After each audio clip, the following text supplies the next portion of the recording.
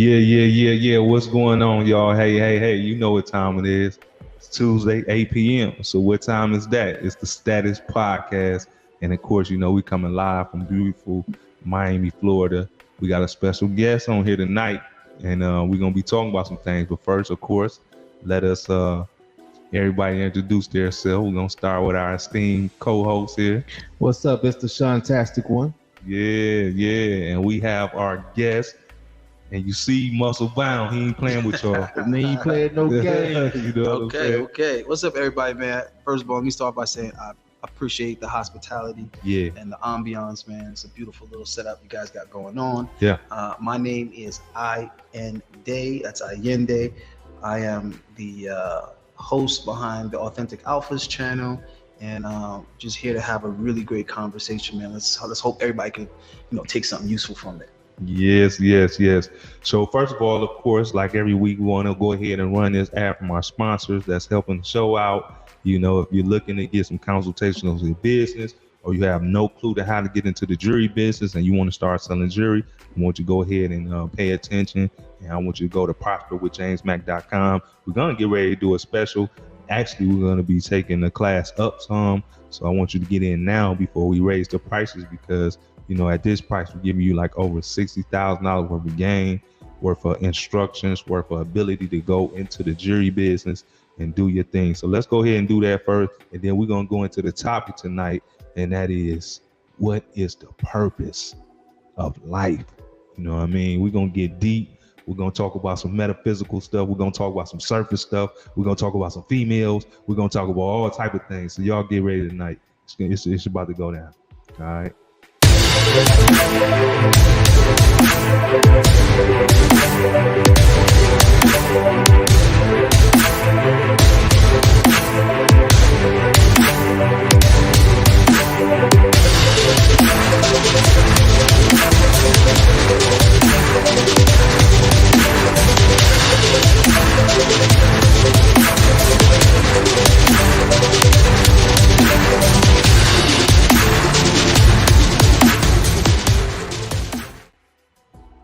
Yeah. So we're back, and tonight we're gonna do something. We're gonna do something a little different. We're gonna go ahead and let the guest kick the show off tonight. We're gonna let the guest, because it's a deep brother, y'all.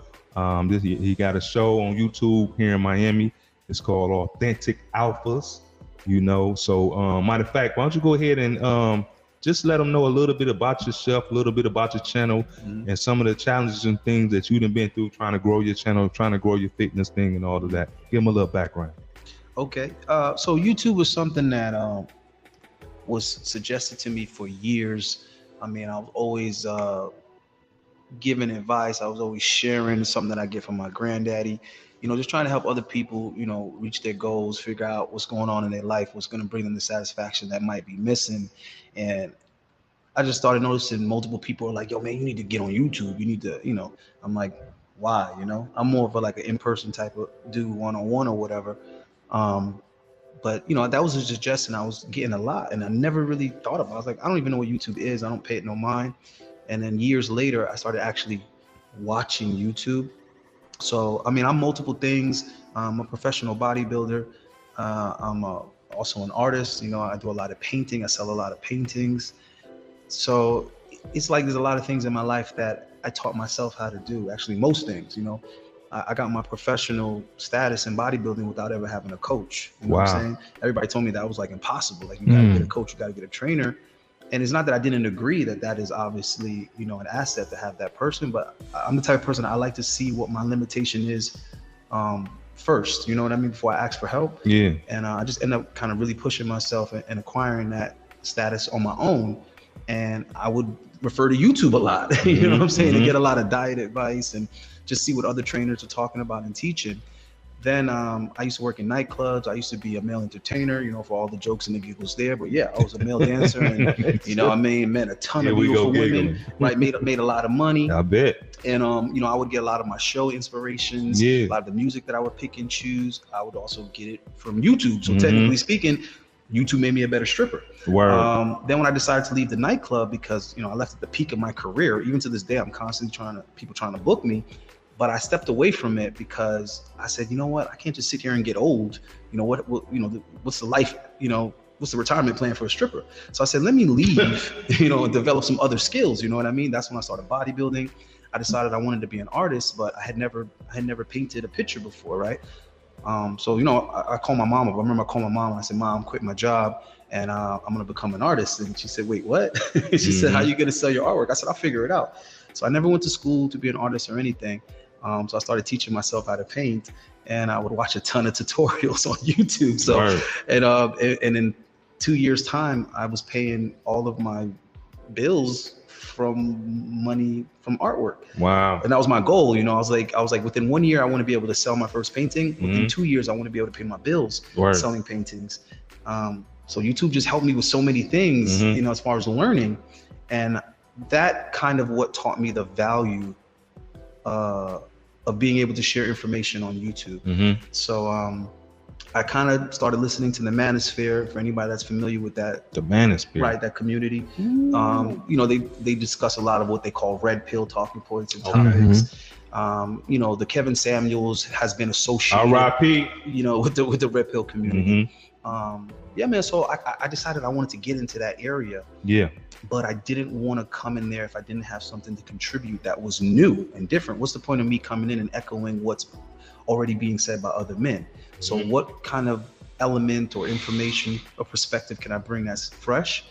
And I decided that I wanted to bring women into the space because whenever any of my girlfriends would overhear those YouTube videos, they would instantly get triggered and get offended. Right. So they say, oh, that's hate speech. So you're like, that's misogynistic. You hate women.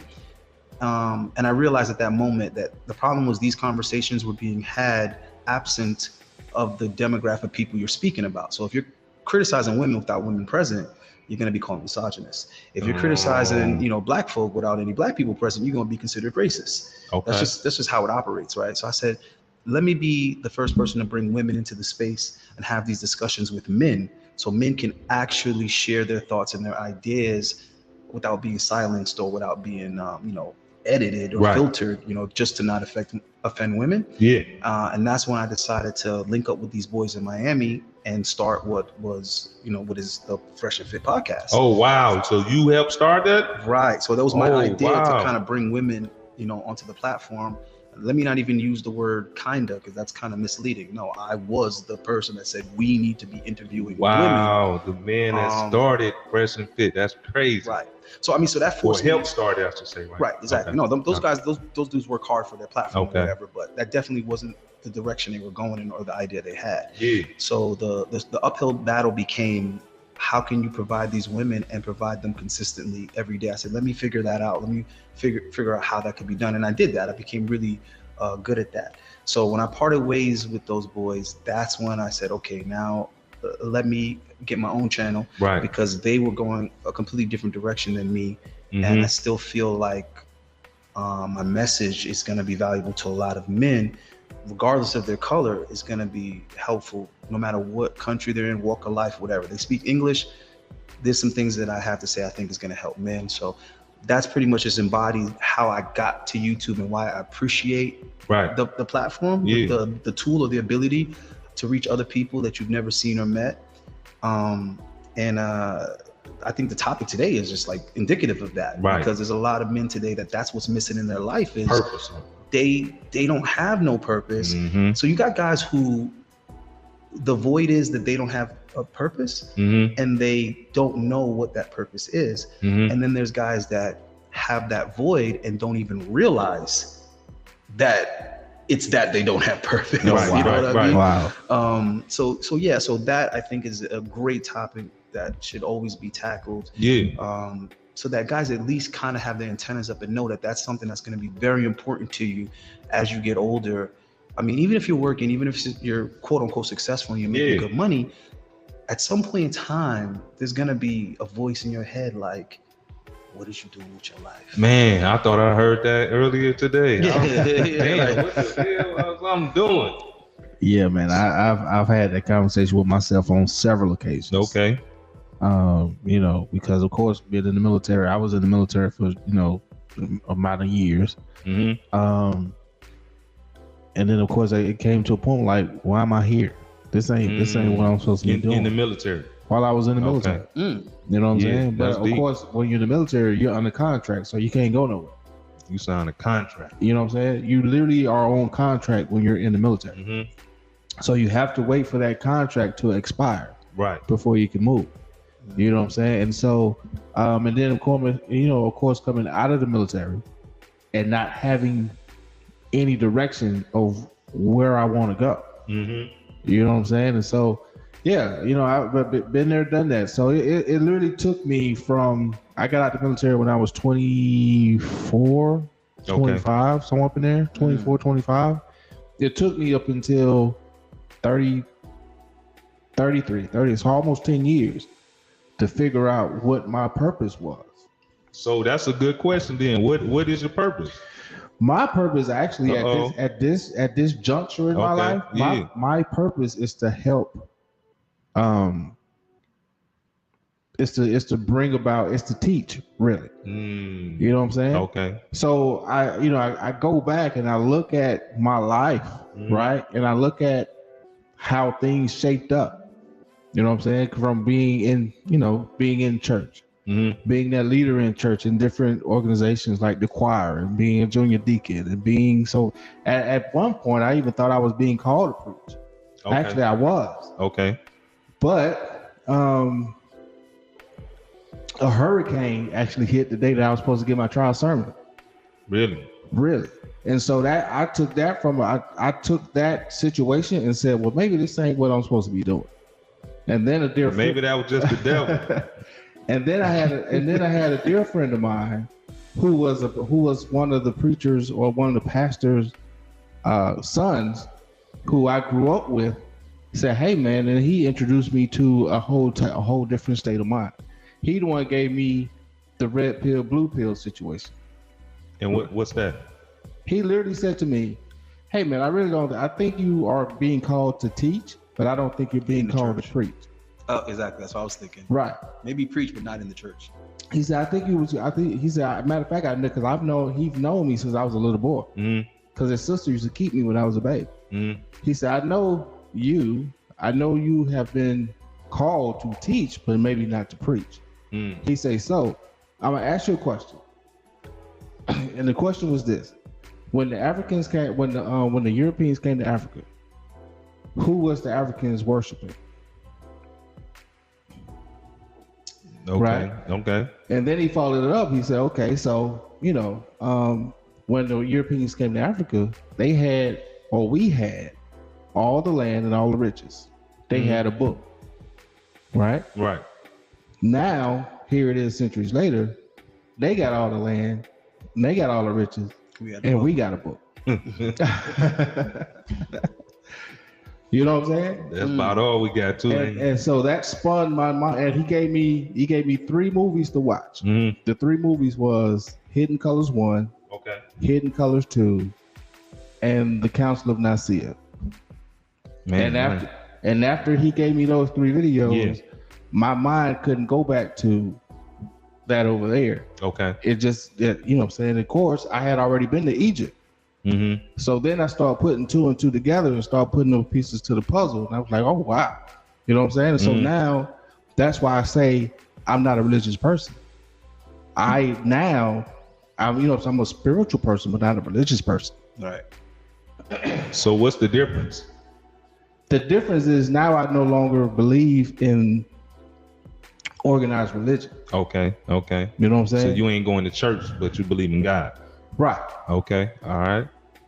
You know what I'm saying? And so, of course, my life took me down a whole nother path. I started business. Okay. You know what I'm saying? And so once I started getting into business and started hanging around the millionaires and so forth, and started studying how they operate and how they maneuver and how they talk and how they dress and how they, all this other stuff, then I started to mimic them. You know what I'm saying? And started to develop my money acumen. Yeah. You know what I'm saying? That mental mindset. You know what I'm saying? And so I literally had to change my mindset. You know what I'm saying? And that's what I'm teaching now. That mindset change. Okay, so you teach a mindset change. Right. Okay. All right. Because you can't do anything with the same mindset. Okay. True. Your mindset literally has to change to do anything different. That's facts. Because the definition of insanity is what? Doing the same thing over and over again, expecting a different result. Mm-hmm. Okay. And so we literally have to understand that words are living things. Right. The tongue is the power of the tongue. Right. You know what I'm saying? And so once you understand the power of the tongue, you stop saying certain things. Right. I got you. Well, I'm gonna say this. I don't know what my purpose is. Man, I'll be struggling with the purpose, man. And I was just walking around the other day, and I'm like, man, I done came so far, but I feel like it's so far to go. You feel me? And no matter what I do, in business or in life, I still don't feel fulfilled. If that makes sense. You know what I mean? I still don't feel like I'm actually doing anything. If that makes sense. It makes all the sense in the world. And other people feel like I'm really got it going on, and I'm like, yeah, I got it going on, but is it a thing where I got something so bigger and so much more that this stuff that I feel like is little, and somebody else saying, hey, you got businesses, you got this, you got that. I'm like, bro, but I don't feel like I'm really making an impact. That's because your mindset or your mental is on a whole nother plane. So you have obtained a certain level that most people cherish or most people envy. Or that's because they haven't gotten there yet. Right.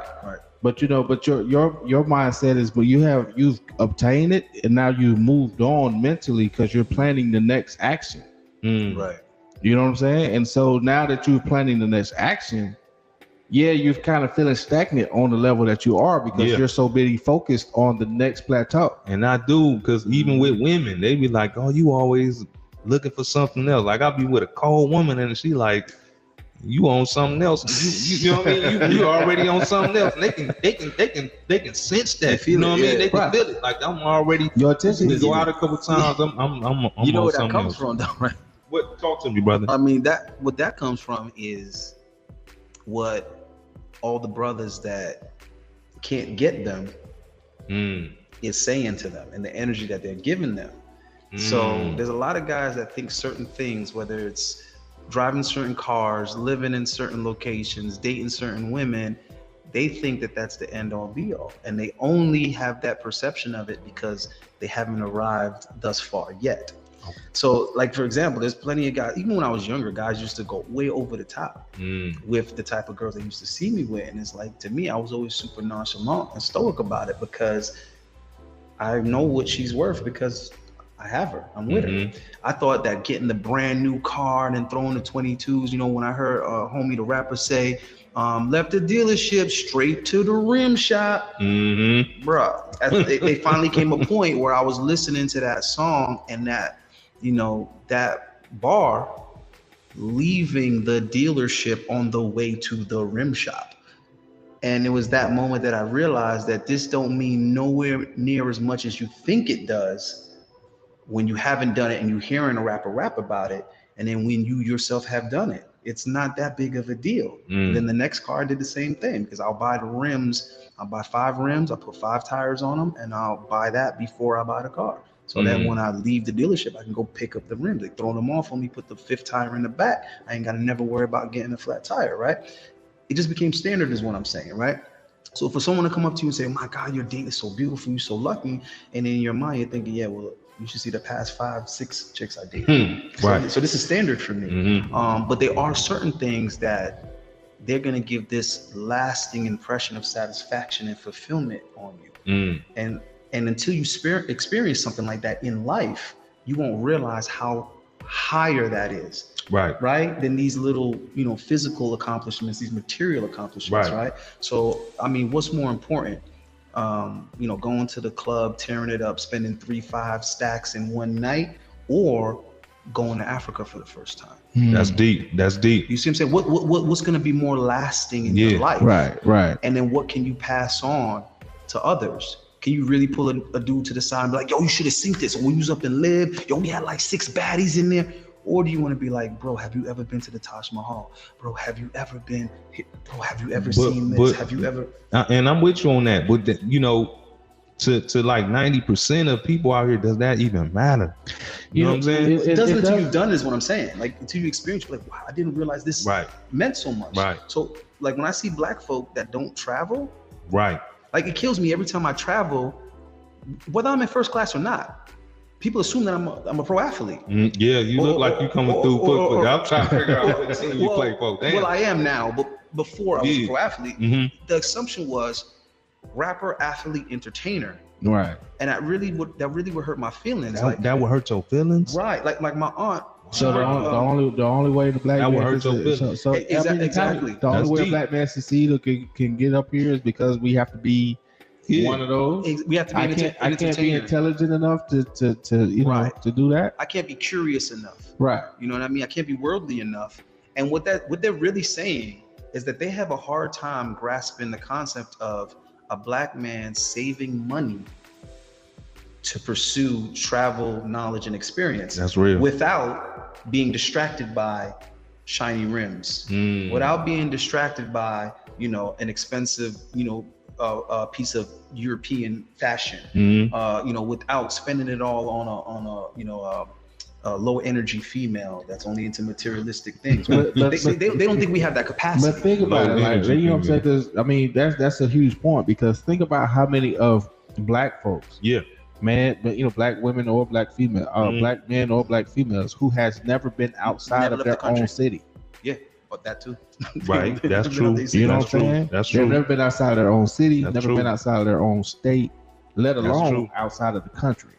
You know what I'm saying? Yeah, that's true. And now a lot of brothers are starting to travel, which is good and bad at the same time.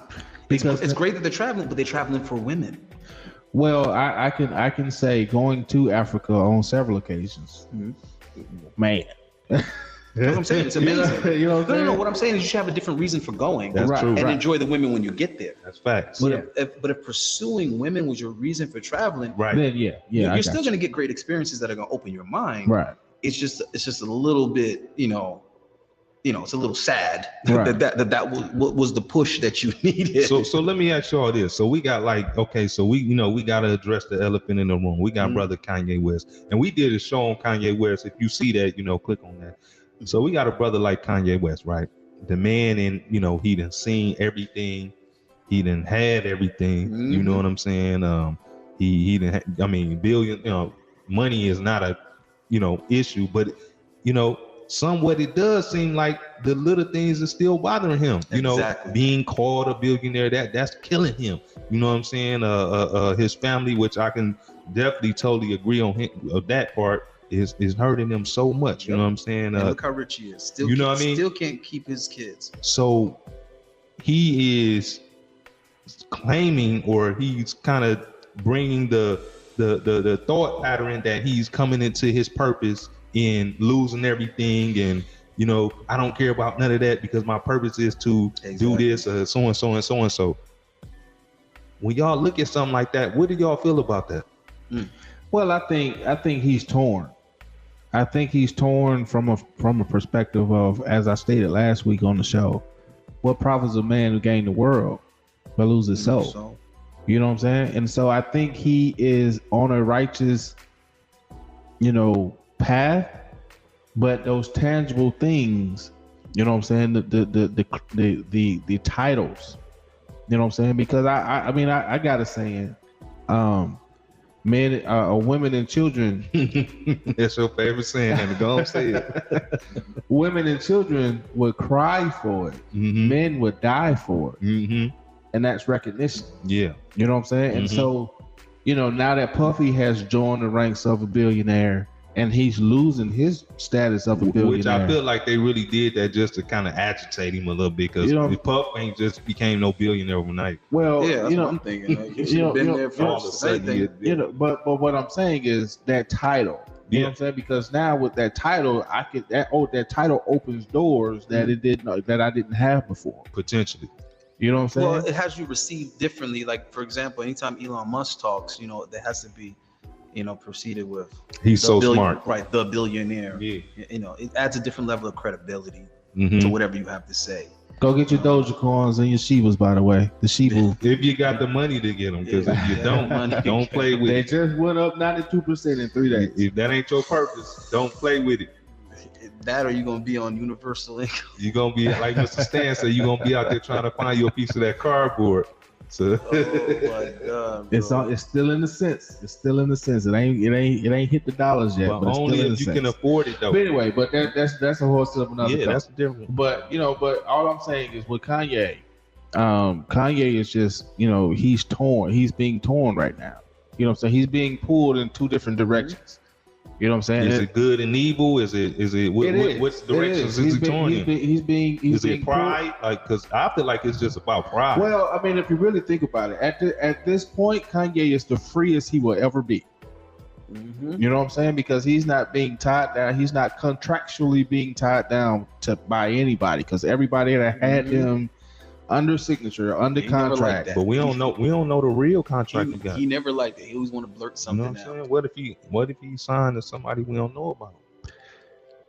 Contractually, yeah, you know what I mean. From a legal standpoint, right? Everybody that had that young man under a contract has now deviated from that contract. Okay, I feel like that did benefit him in a way though, because Kanye has a history of losing it all and getting it back. Yeah. Right. This isn't even the first time that he lost, Right. So, yeah, he's being, now, of course, from a man's standpoint, having his kids and him wanting to see his kids and so forth, and we know how he was by his own mother.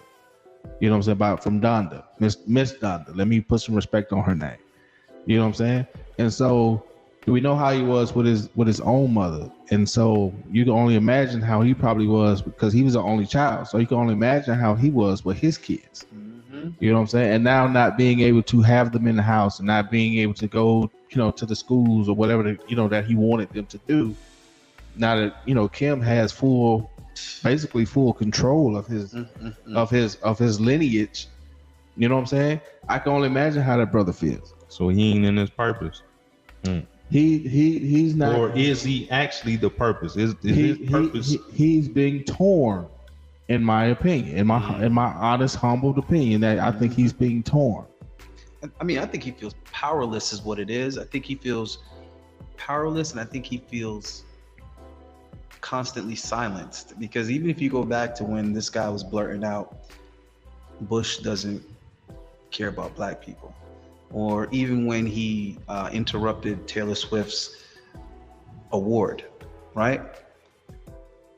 A lot of people look at that and think that this guy's crazy, it's an erratic behavior. What the hell is wrong with this person?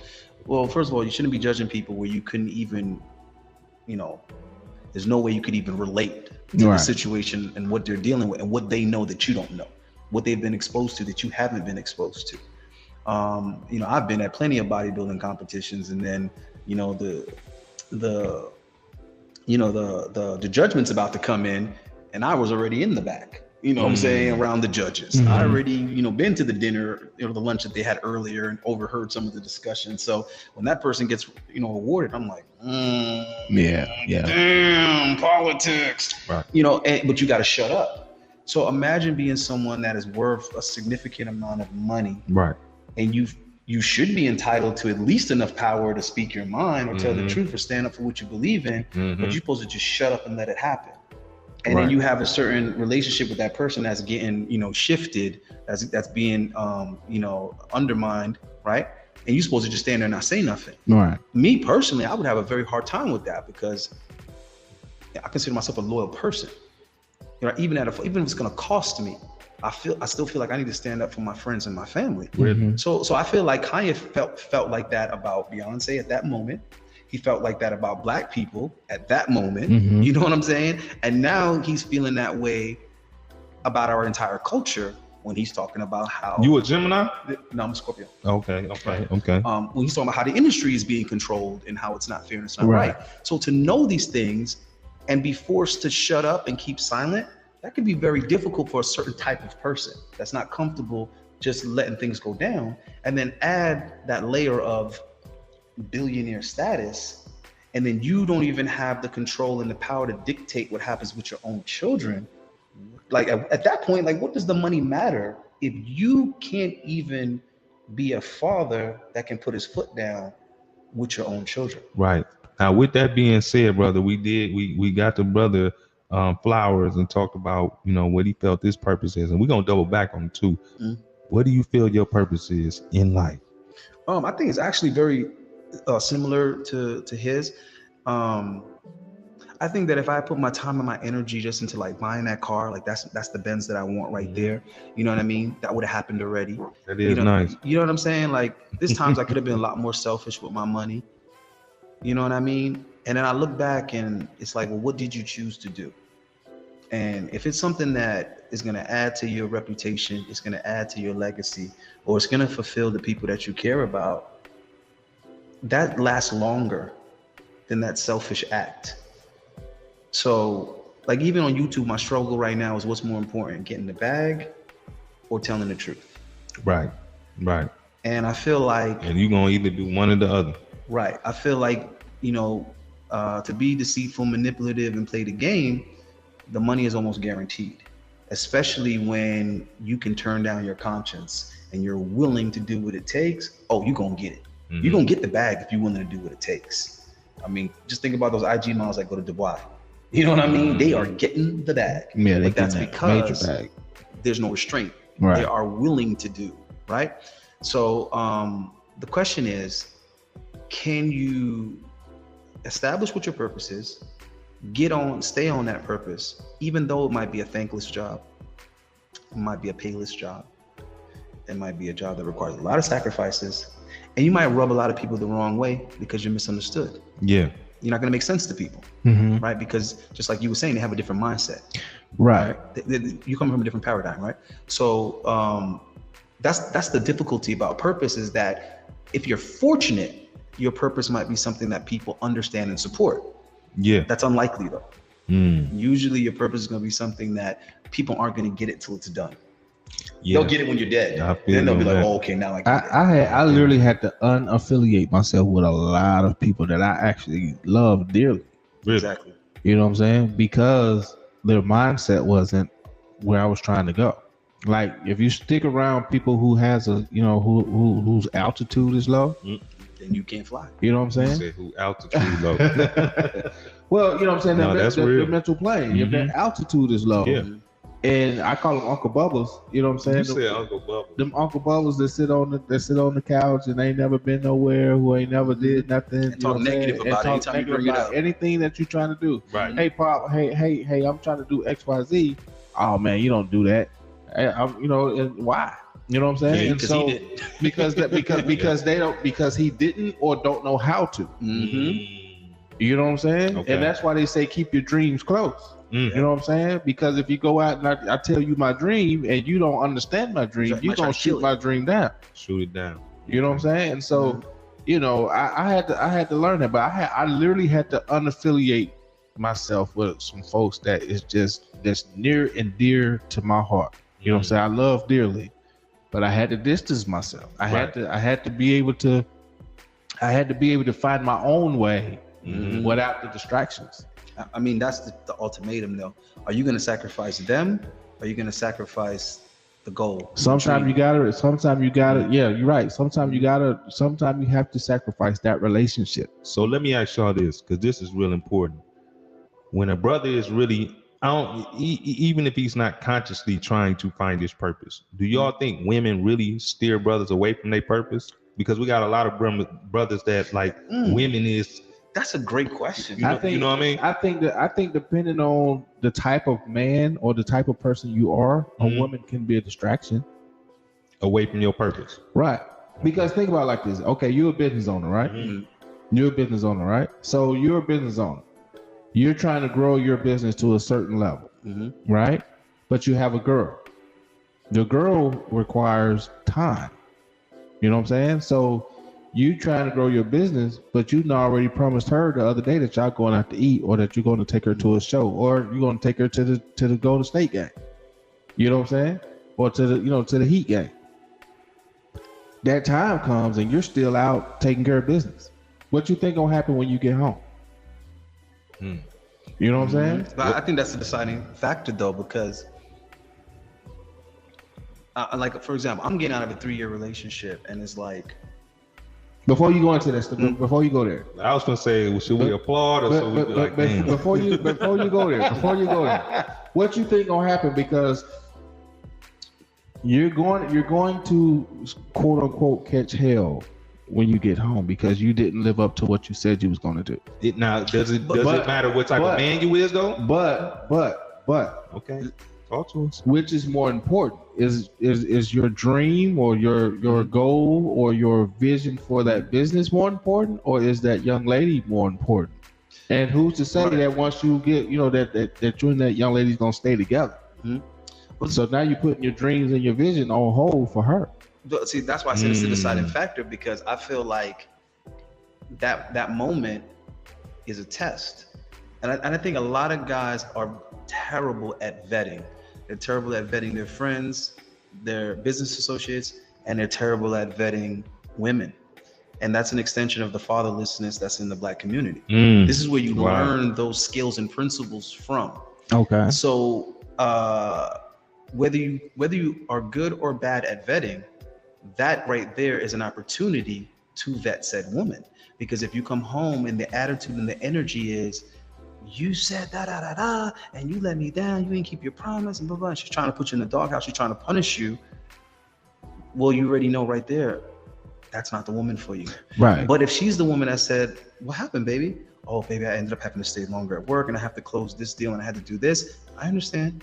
We can do it some other time. Or we can just do something at home. That's the woman. And when you were talking about women are time consuming, that's the thing. Is your woman coming to you, seeing that you're working, so she come and bring you a sandwich so that you ain't got to get up and step away from work? Is she coming to you and saying, baby, can I do anything for you? Like, she see you on the phone, she see you busy. Baby, can I do anything for you? That's the one Can I help you with anything? Because that's buying you time. Right. So now, we're telling y'all that's the one. So now when you're spending time with her, you're not spending time with her because you're obligated. You're spending time because she literally earned that time. Wow. Because she helped you pick up some minutes here, pick up a few minutes here. She went and got your dry cleaning, so you ain't got to do that. She made sure that this was done, so you didn't forget that. She got you ready for that business meeting. But that woman now in 2022 is extremely rare. So hold on with that. I want to say something real quick. First of all, this is the Status Podcast. We talking about your purpose tonight. All right, we talking about your purpose. But I wanted to ask Brother so you said you getting out of a 3-year relationship. Is it because you didn't feel those type of things? What you talking about right now? Right. Well, what happened was those things definitely wasn't there. The problem is they was not there. Like I'm struggling with my with my morals, right? I'm struggling with my values and my upbringing, because just to see how you said that type of good woman is hard to find. Good people are hard to find. So what happens is the good values and the good traditions and the way to interact with people is being lost. The values being lost.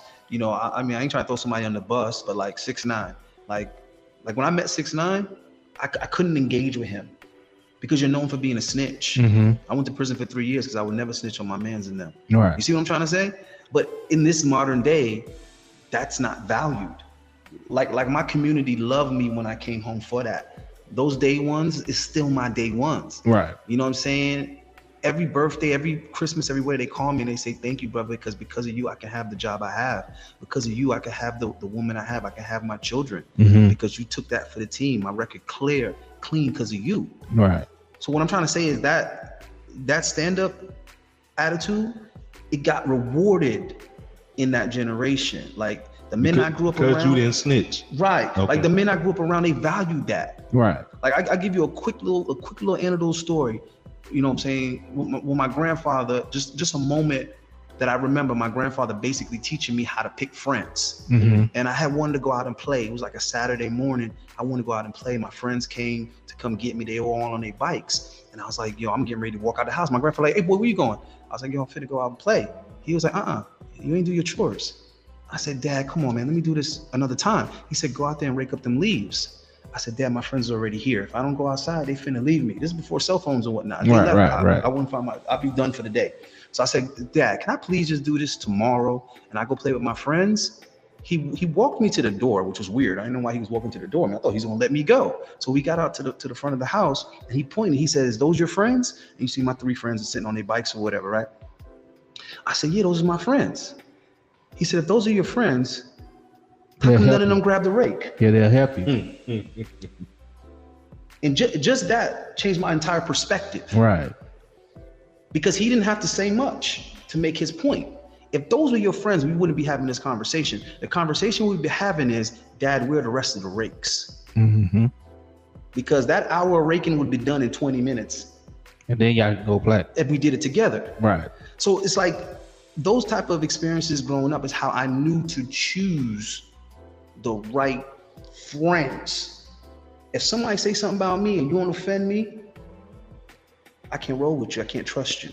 If I get into something and you don't fight with me, I can't trust you. If I like a girl and you're gonna go hit on the same girl, I can't trust you. So I feel like all these little things happen that give us an opportunity to read somebody's character. So I tell guys all the time, never think a woman won't do something that she hasn't been in a position to have to make a decision. You can't say your woman wouldn't do this in a divorce if you never divorced that woman. Right. You see what I'm trying to say? You can't say she'll never take your kids if you didn't have kids with her and she didn't take your kid. Like you can't say she would never take me to court for child support. You can't say that unless she doesn't take you to court for child support. Right. You know what I mean? So I just feel like those moments, we're supposed to be using those moments to gauge that person. So this is just a suggestion to men in general. When you're dating women, from day one, you should be testing her with stuff like that. See what happens if you say, "Hey, let's go out." Remember, I told you tonight I was supposed to take the girl to see Black Adam. Right. Yeah. Both of y'all had some dates tonight. Right. And you said, "Hey, do the interview." I had to text her and say, "Hey, babe, you know, this work thing, right, or whatever." And now the question is, how does she respond? That's true. So it's a test, right?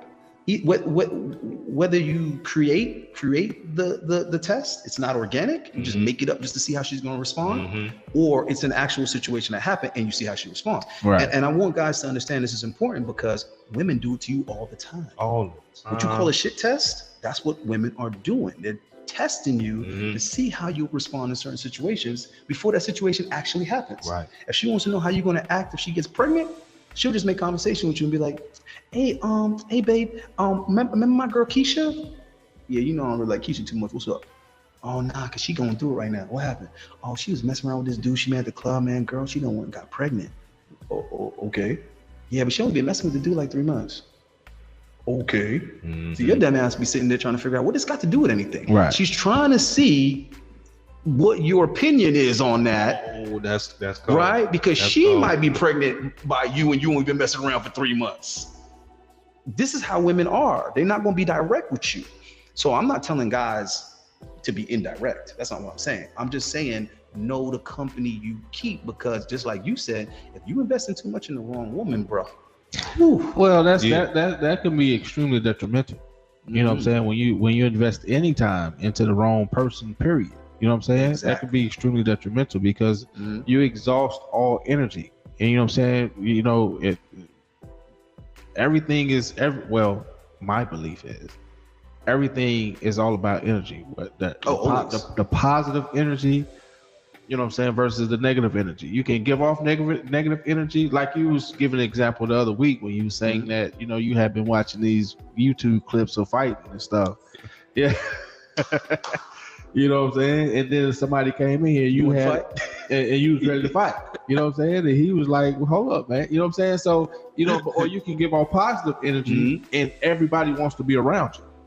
You know what I'm saying? And so, you know, it all depends on the energy that you keep. Yeah. You know what I'm saying? And so if you invest the wrong time in the wrong person and both of you guys and the energy is off, you can feel it. Right. You know what I'm saying? But we have become so normalized and so numb to the whole situation in this antisocial society that we're living in. Too much technology, bro. You know what I'm saying? That we rather just sit and excuse my French, but we rather just sit in our shit. And I wanted to piggyback. I just want to piggyback what you said, the society we live in now. Check this out. This is a question to y'all. You got a poor man that don't know, that's lost. You got a rich man that's on the internet looking like he just know what his purpose is. Is this money a measure of our purpose? Absolutely not. Because what about the coaches? What about the school teachers? What about these, underpaying jobs? But the magnitude of the contribution that you're making, because you can have one man that's rich and he may not even take a wife and have a family. So he's providing for who? He's not providing for anybody. He just has this money now, right? Right. Hopefully he'll take care of his mom and won't send her to a nursing home when she get old, right? That's real. But you can have a football coach in the inner city and he has 0 children, but he out here coaching team after team, year after year, and he's instilling these values in these kids and building them up and filling in that gap of fatherlessness that might be there in this particular community. And now he has all these different young boys that are going to grow up and be better men and have a better character and foundation because of his influence. And let's say he's a coach for 10 years. Let's say he's a coach for 20 years. So his tree. How many children did he raise into men and sent them out into the world as better men? So now that rich man, when he's on his deathbed, ain't nobody coming around. The hospital room is empty. But did he do his purpose though? That's my point. He died rich. Ain't nobody come into that hospital room when he was dying. And then you have that coach who might have died with $15,000 to his name, but the hospital was upset because there was too many people trying to get into that room and say their goodbyes. That's real. You got a point there, He had the whole hospital floor full of people in there crying with their wives and their children because this man is part of who they are as a man. That's a great analogy. It seems like you don't agree with it. I agree to a certain extent. Okay, talk to us then. Because you can serve your purpose. Serving your purpose. You can be a rich person that die alone and live in your purpose, or you can be a not so rich guy and have a whole tree. Okay, so and live in your purpose. You got to give us an example of a rich person dying alone in their purpose. Well, my purpose could be right. Could be to come in here on this earth and touch one person. As long as I touch that one person, I've served my purpose, right? I can come in here and touch a hundreds of people. You know what I'm saying? Share my wisdom, share my wealth, share my whatever the case is.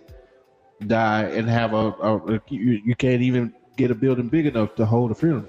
You know what I'm saying? And so, that's why I said I agree, but I disagree because nobody knows what his purpose. No, I agree with that. Maybe he did hit his purpose. You know what I'm saying? Because think about someone who comes here for a couple of days, somebody who comes here for a few weeks or months, or maybe a year or two. You know what I'm saying?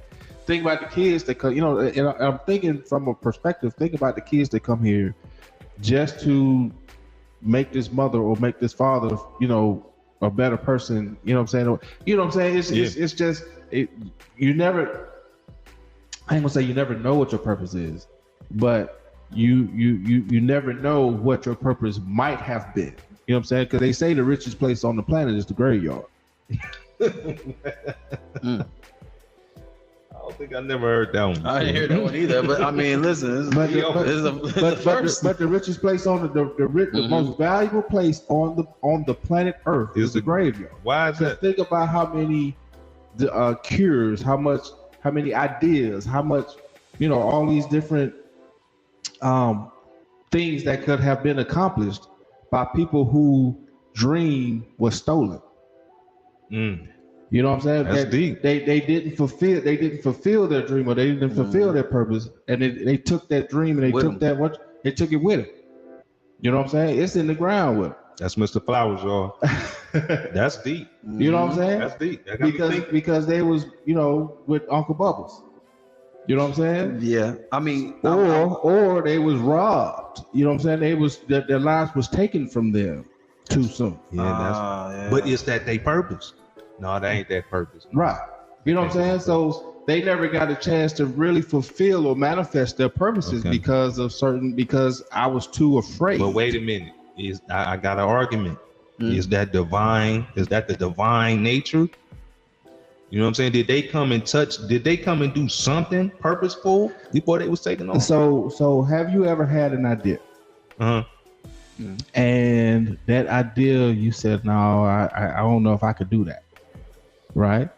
And I had a couple of them for sure. And then a few months or a few years later, you saw that same exact thing that you was thinking about being done by somebody else. That's happened to me many times. Me too. But I never thought I couldn't do it. I just procrastinated or something like that. Now that was a seed that was planted in you, but you didn't manifest. You didn't move or put any action on that, and the Creator needed that out in the universe. So he said, you know what? I gave it to you, but you didn't do nothing with it. So I got to give it to somebody else. Well, that and like going back to what you were pondering on that. It's like, okay, so like you were talking about the energy. I like how you brought the altitude in there, because I like to look at it as temperature. Okay. But altitude also, it works because because I believe a lot in manifestation, right? Like is like I know. You know what I'm saying? It's not what I think or believe. Like I know because I've done it. I've tested it so many times, and it's an exercise. For me, manifestation, it's a muscle. It's like a muscle that you have. If you use it, you exercise it, it gets stronger and stronger, and your capability in what you can manifest becomes greater and greater. Most people just don't believe it, therefore they do not exercise that muscle, right? Just like that third eye. But I believe in that temperature that people have, or that altitude, like you put it. So if I'm flying high, like you said, right? Or I have a temperature that's, I'm up there, I'm hot, and I'm positive, and I believe in these things. And then I get around somebody that their altitude is low, all right, or their energy is low, or their manifestation ability is weak. That person is gonna start not only doubting me, but just like when you put hot water with cold water, you're gonna get something in the middle. You're gonna get like room temperature water. So you gotta be careful with who you put yourself around, because their energy gonna affect your energy. Their temperature gonna affect your temperature. Their altitude gonna affect your altitude. So if you're having a conversation that's high IQ, and you trying to talk to somebody that's way down here, now you gotta meet them in the middle. Right. You gotta dumb it down, and they still ain't gonna get you. So it's a pointless conversation, right? At this point, because they're not getting you, and now you operating lower than you normally function, rather than being inspired to be higher, right? So something I want to say about like what you mentioned about women, I think something that's fundamentally missing in our current society, right? How we socially interact with each other as human beings is either bringing value to each other or increasing value in one another, right? All we know is how to extract value from one another. We don't know how to give it or how to increase it in the other person. And let me give an example of what I mean by that. When you first meet a woman, right, there's gonna be curiosity. I don't know her, she don't know me. You gonna ask her questions. She gonna ask you questions. When you first meet somebody, especially of the opposite sex, majority of the conversation in the beginning is question asking and answering. You should be able to gauge what type of woman this is right off the bat by the type of questions she's asking you. Right. A lot of times women ask, what do you do for a living? It's like, see, baby, look, I see what you're trying to do, trying to count my pockets. Stop that. Stop that. Don't worry about that.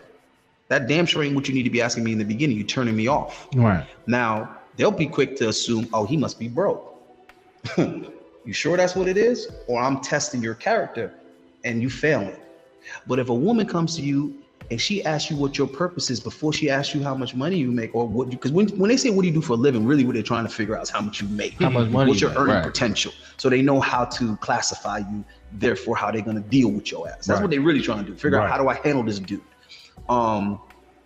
But if she's asking you questions that sing to the tune of what is your purpose, now this is a beautiful thing, because if she's saying this to a man that knows his purpose, right there we can start figuring out, is this a man I want to support? Is this a man I want to encourage? Right? Is this a man I want to uplift and be a helpmate to? Right. And if he doesn't have or know what his purpose is, he now knows he needs to figure it out, so that the next time a quality woman asks him that, he got an answer. You know what? You just said some key things, and I want to touch on some of that real fast. Well, actually, I want to ask you a question about it. So as we see, you know, the women of social media now and how the women is being betrayed and how they're speaking out, you know, and all this here, and how the man is being demasculated and to, you know what I mean, kind of be on some beta.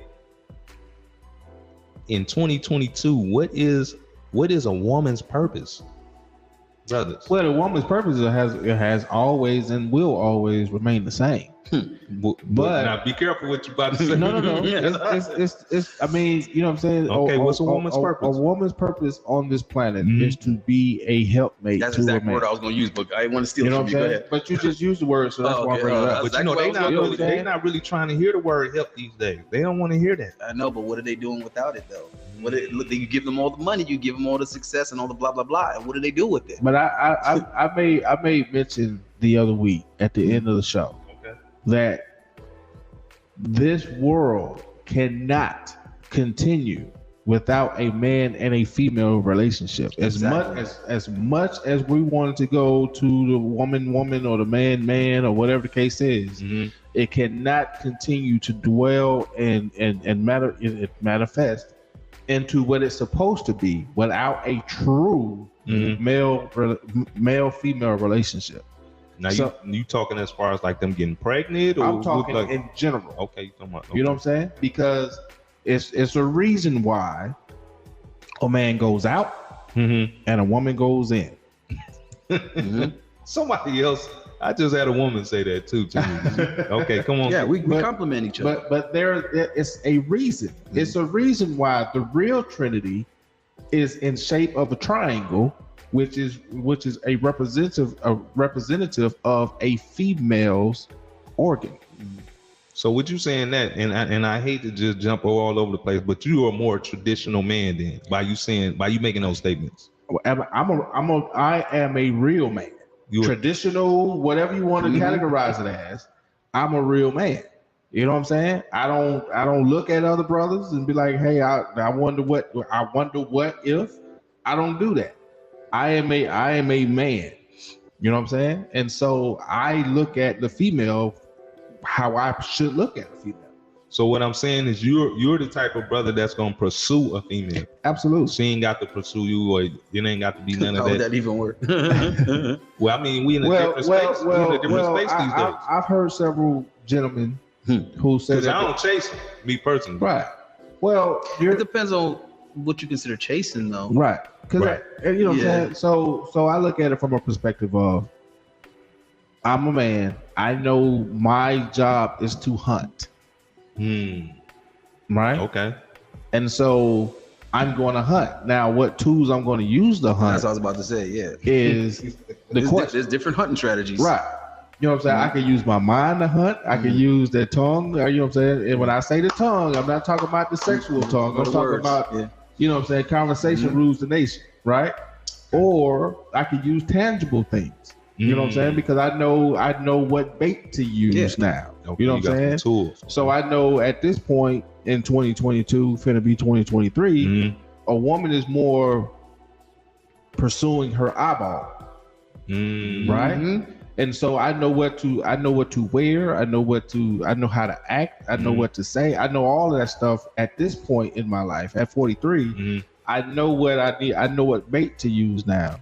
And then once I get them hooked, now I know how to vet them and whether to throw it back or keep it. Okay. You know what I'm saying? Okay. And so you know what I'm saying. And I trust me, you know, I wasn't always at this point because I've gone through some very topsy-turvy relationships. You know what I'm saying? I've gone through 5-6 years of a relationship. You know what I'm saying? Wasted time. Yeah, that's what I mean. You know what I'm saying? What have we learned? but of course, our brother Kevin Samuels, rest in peace. You know what I'm saying? He used to tell us all the time, it don't take a man that long. You know what I'm saying? And I know for a fact it doesn't take a man 2, 3, 4, 5 years to know if he want to keep that woman. Right. Okay. Don't take a day to recognize sunshine. Brother what is a woman's purpose? Well, I mean, listen, I agree 100% that it's to be a helpmate. It's just we've all been conditioned, man. All of this that you see, what they call the matrix, whatever you want to call it, it's one big conditioning machine. And you have all these people that only think what they've been programmed to think. And just like you said, you got people that haven't even left their own damn city. And that's why it's so difficult to break the programming. So if you go somewhere else, you realize that what you thought the structure and the system was just your opinion. It's just how they did it there. Doesn't mean that that's the right way, the only way, or whatever, right? But then you start seeing the commonalities. You start seeing across the board what universally works. So when you said, are you a traditional brother? You see, it's like, I like that you said that so we can address it. Because when you say these things that make sense, because they always have made sense, they've always worked, people are quick to put you in the box of traditional, which is just another word of saying outdated, which is another way of saying needs to be updated and replaced. And that's what they've sold the modern woman on. And because, like Tupac said, the men want what the women want, because the men want the women. So whatever song the woman is dancing to, the man gonna be like, yeah, that's my joint too. So once they get the women to identify with this nonsense, now you're gonna have all these guys, acclimate into that because they want the chick. Right. So it's like, whatever I gotta say, whatever I gotta wear, whatever. Okay, cool, because I just want the girl, right? And that is not the natural order of things. The natural order of things is the man leading, and the man leading from a place of understanding, a place of experience, and then a place of what knowledge is coming from his forefathers. Now you might call that tradition, but the point is that your forefathers already knocked the kinks out with this. We know that this works. It's tested and proven. Right. So we handing this down to you because we've gotten this far. Now you need to take the baton and go further with it. But for you to be sitting here questioning and reevaluating what has worked up until this point, that's a waste of time. Right. And that's what they got us doing. So, and I'm saying all of that as to say that women are conditioned to think that being in the supportive role is somehow limiting to them. It's somehow, slavery or something like that. It's oppressing them. And it's like, they're not basing that on actual experience or what women from the past that have had successful families and legacies have told them. They're basing that on what the media is telling them, on what the powers that be is telling them, right? So now they're looking at the man as something to compete with rather than something to work with. Well, let's keep it real, because monogamy is really a westernized. Of course. Oh man. You know what I'm saying? That's a westernized weapon. Because if you go back east, if you go back to India, you go back to Africa, you go back to the Eastern world, they don't do the monogamy thing. They have become to, because most been captured and colonialized. Right. And so now the monogamy is Christianity has spread across, and so now you have everybody having these Christian That's not beliefs. even a Christian thing, but I see what you're saying. They put that in there, but that wasn't originally there. But back in the day, and even still to this day, even out west in Africa, the majority parts of Africa, they still have concubine. They still have 4, 5, 6 different wives. Yeah. You know what I'm saying? So we have just been conditioned by the West to think about men or women from a perspective of, I only want to be with you. Or obligated to, entitled to. And trust me, I've had this argument with so many different women, and I love to have it because they're setting themselves up thinking that they're gonna win this argument. Because I'm not finna go back and forth with you with the nonsense. I'm just gonna do what my grandfather would have did and point out some facts that we must agree on that prove that your thought process is flawed. Right. Because I'll let women sit here and tell me that they refuse to share a husband and they refuse to share a man and all this other kind of stuff. And I'll let them go ahead and talk their nonsense. And then I'll say, but okay, you do realize that there are more single mothers in the community than they are fathers. They won't understand what I'm trying to say. There are more women that have children in any age demographic than there is men. Now, how is that possible? Because the women are having children by men that have children by other women. So you won't share a husband, but you'll share a baby daddy. Ooh. What sense does that make? It goes even deeper than that, though, because of course in the world there's more women than men. Okay. But even if that weren't the case, what I'm saying is the women select the best option in men that they can get. Yeah. So what happens is those men have multiple options, and you already know we're not designed to be with one woman, and we have a hard time just focusing on the one woman. So those guys end up exercising their options anyway, whether it's socially accepted or not. So now what happens is you make a dishonest man of him, because now he has to hide that. And then God forbid he has a child with her. Now he has to choose one family over the other, and the children are going to be neglected. But if this was, understood and it was accepted, he could now marry both of those. In fact, if I'm being 100% honest, what a lot of women don't realize is that when you replace polygamy with this monogamy, and you make polygamy something that's shamed or shunned, right? What actually happens is the rules of engagement now for one-on-one relationships deteriorate. Let me explain.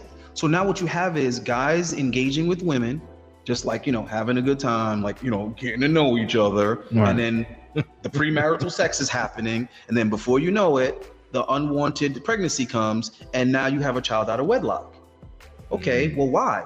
Because you're forcing men to have this ultimatum: either get married or stay a virgin.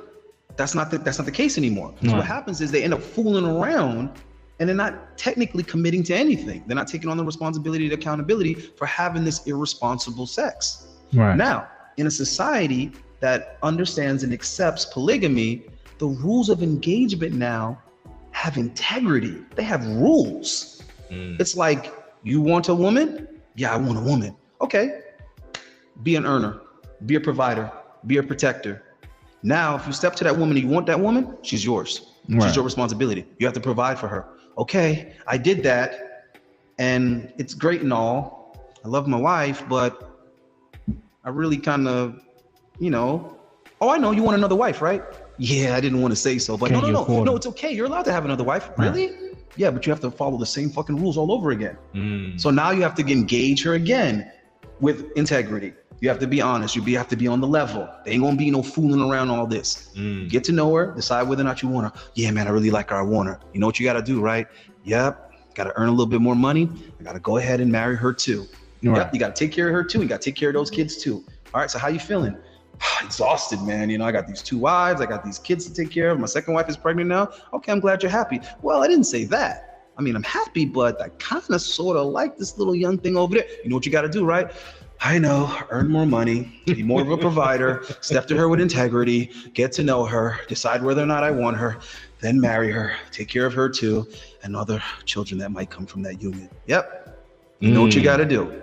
But you see what I'm trying to say? Right. Now there's responsibility, there's accountability in the interaction between the man and the woman. Right. And it ain't this free-for-all that we're doing now. And we don't have all these bastard children running around out of wedlock and they don't know their daddy. You see what I'm saying? Now we have communities now. But monogamy was monetized. No, that's why they did it. You know what I'm saying? Yeah. And then, of course, because of the money, because now you got to pay for a marriage certificate. You know what I'm saying? You got to pay for the wedding and all that good stuff, right? And then the divorce. And then I was just going to say, in today's society, and we did a show about this early in North Chicago. Now divorce rates are so high. Now you're paying for the divorce, and for men, if we get divorced, the judicial system says that we got to pay spousal support, child support if you got kids, alimony. You know what I'm saying? So you got all that different type of stuff that you got to pay outside of the marriage. And even if she goes and get with another guy, what they do is they won't marry the other guy. That way they can get provided for by him and still collect the alimony from you. In some states, even if you go and get with another guy, the ex-husband is still paying. Yep. You know what I'm saying? The alimony.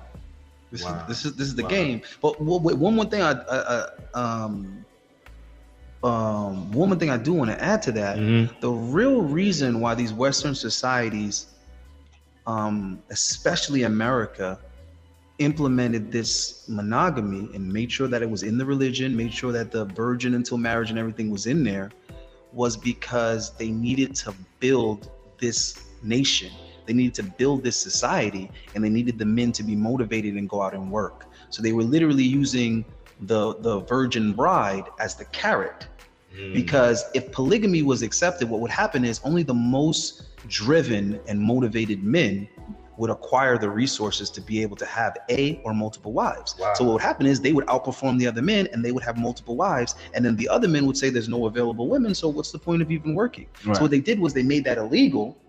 So now that you got one woman to one man, you can now motivate these men to go out and work in hopes of getting a woman, because you couldn't have a woman before marriage. Wow. So it was a whole little game that they were playing on the psyche of young men, because once you get to 14, 15, you can't stop thinking about it. Right. So you would have young guys working from 12, 13 years old all the way up until 18, 19, 20, just to be able to say, I'm good enough to get a wife. Right. Wow. Right. So they would enslave themselves to the state in order to earn the right to be able to wed a young woman. So that's where the whole the whole monogamy thing came from. A lot of people don't know that. Yeah.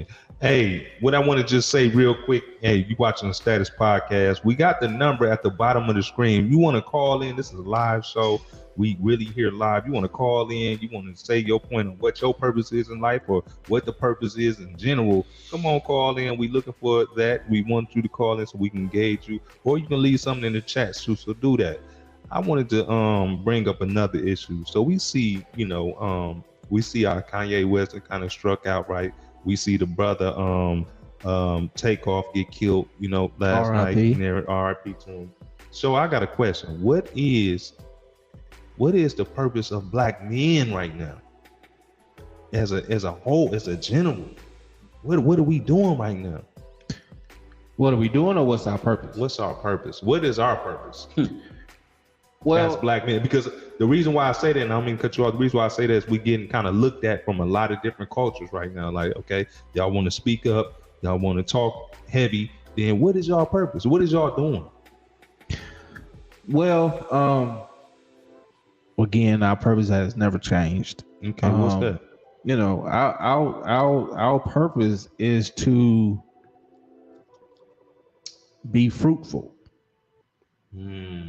You know what I'm saying? That was the charge. You know what I'm saying? Depending on what religion you go to, you know what I'm saying? I don't know what the Quran says about it, but I know the Bible speaks about be fruitful and multiply.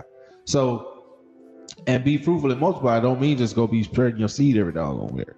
Yeah. You know what I'm saying? And to be fruitful and multiply simply just means go out and make like people, you know what I'm saying? Make likeness of yourself into others, right? So you shine your light on others. You shine your energy on others. You know what I'm saying? And so that's how I take it.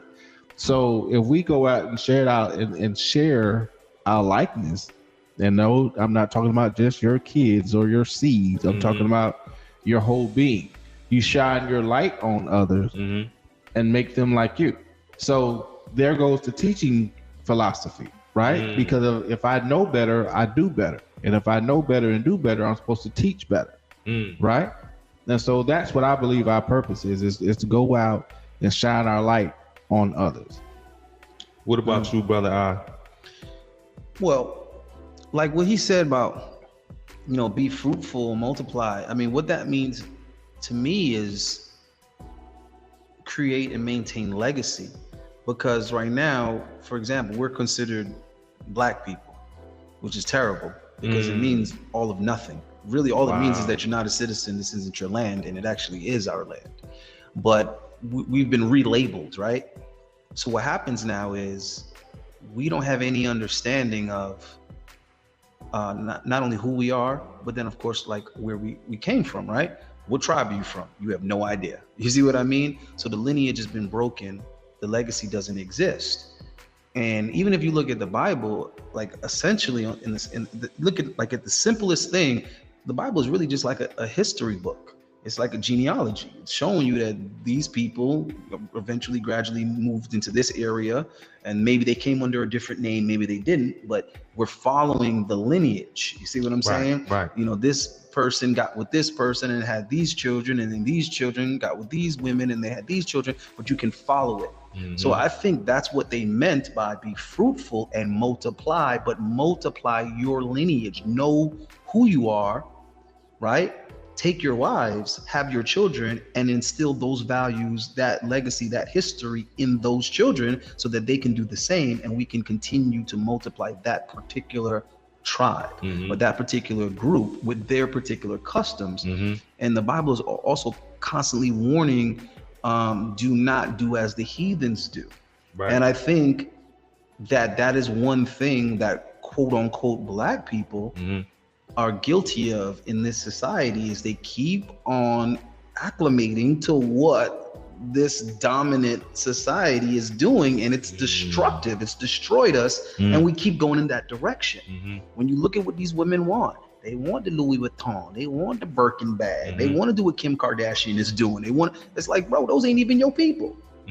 Right? But this is what you're identifying with. You want to drive those cars and wear this type of makeup, wear these weaves, and you're constantly doing that. Then they'll have the Jordan, and Jordan is the sellout for these people. And now you have all these Black men investing millions and millions of dollars into Jordans, into sneakers, when they could have been investing that into the community. And it took a woman to point that out to me. My ex-wife pointed that out to me, because she's like, look at your room. Because I have my own room, right? We didn't have any kids, so I have my own room. She had her own room. Well, obviously we slept in the same bed, but you get what I'm saying. I had my own room with my own walk-in closet, and she would go in my room and be look at all these phone posits. Look at all these sneakers. Look at all these Jordans. And I remember one time I came home and she had a tally for me. She said, look at it. Look at this math. And I'm like, what's that? She said, I looked up all the sneakers you had. I went online and looked up how much those sneakers cost and totaled it all up. She said that would have been enough to put down on another property. Mind you, I have bought the condo that we live in, but she's just showing me that we could have been having somewhere where we live, and we could have been having somewhere that you're renting out. There's a woman that had to tell me this. And I thought to myself, I didn't even consider myself to have that big of a sneaker collection. I'm talking about 60, 70 pair of shoes. Now, some people say that's ridiculous. Right. Not when you compare it to other sneakerheads. Right. Yeah. Right. They'll have 200 pair of sneakers. They got a whole room that's just shoes. That's true. That's somebody that could have invested into the community. Now, if we're doing that collectively, imagine what we could have done and built in our own communities. If the men were the leaders and the men had a plan, worked together, right? Created an economy, created ownership, owned things, and had leverage at the table. Because that's why Black people don't have power. I want to get that clear. Okay. Everybody keeps saying it's racism. It ain't racism. You think when different entities come together to discuss business, you think they personally like each other? You think that's not the issue. The issue is, what leverage do you have in this negotiation? I can hate your guts, but if you control the resource that we need, we got to do business with you. Right. So going back, I'm noticing a reoccurring theme for the past 3 weeks now. Okay, what's that? When Brother Stan said, "Where's your $1,000 and let's all get up and meet." Last week we talked about, Kanye, Brother Kanye, and now he's in a position to where he can gather people together and formulate his own or our own. And now this young man right here just said, so tell me your name again, I'm sorry. Oh, Allende. Brother Allende just said, that's the problem. It ain't racism. It ain't racism. It's we need to get our resources together and pool them and gravitate to the community. So the reoccurring theme is get your stuff together. Brothers, wear your $1,000 so we can meet together. Yeah, we need y'all here at the table. Grab your $1,000, come so everybody's on the same level. Grab your $1,000. Nobody's no more important than the next. Grab your $1,000. Let's start meeting together. So we can start planning some stuff. So we can move forward as a culture, as a people. That's the reoccurring theme. 3 weeks in a row. And we blaming the wrong thing, man. You got a lot of guys talking about it's the women are the problem. You got a lot of people talking about white supremacy is the problem. And it's like, look, before you're concerned with whether or not Black women love, respect, or appreciate Black men, I would argue that you need to first ask, do Black men love, respect, and appreciate Black men? And if they're setting the trend, they're overachieving, the women have to make whatever adjustment they need to make to be around the quality and the fabric of men that they desire. So those are the men that set the damn trend. Right. It shouldn't matter what the women do, think, and act, how they behave, because they'll just be disqualified if they don't meet the standard, right? We do got a caller that just called in. Okay. We're gonna go ahead and let this brother speak. Brother, go ahead and speak. What is the purpose, brother? Individually or for the black men? However you want to put it. Okay. My purpose on this earth is, to do the will of the Father. We all born with talents and a purpose while here on this earth. And, with me, it's not, a lot of times when we look at celebrities and they have the Mr. T starter chain, the Lambos, and, taking private flights and planes or whatnot, that's, sometimes the face of black wealth or, black wealth. But, like Brother Stan, the brother that's on the panel tonight, and Brother Flowers, we have to get it done as a collective group. We have a bunch of individual success, but we're not getting it done as a group, and once we figure that out, we'll be on our way. Mm-hmm. But sometimes it takes people a lifetime to figure out their purpose, but mine is to do the will of the Father and, not so chasing a bag, if you do what you love, it's gonna come and that's pretty much it. And we just gotta, stay focused and, get it done collectively. We have a bunch of individual success, but, we have to get it done as a collective group. Right. No, that's real. That's real. So you say, what's your purpose again before we let you go? Doing the will of the Father. And that's my purpose. What exactly does that mean? I mean, you don't got to make it long, but what does that mean to you? Just telling someone about Christ. Just telling someone about Christ. And just